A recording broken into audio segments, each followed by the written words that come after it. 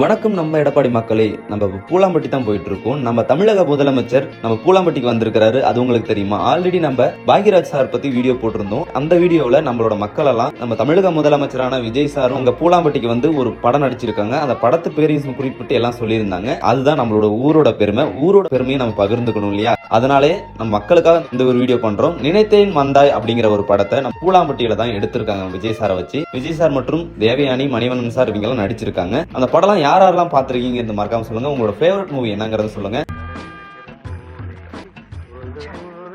என்ன மாமா கன்னியாகுமரி போற மாதிரி இவ்வளவு நேரம் கூட்டு போயிட்டே இருக்கானுங்க. காரை எப்பதான் வரும்? அப்பல உங்க அப்பா வந்து வெனிஸ் மாதிரி ஒரு ஃப்ளோட்டிங் சிட்டில ஒரு பொண்ணு தெரிஞ்சுக்க நினைக்கிறேன்.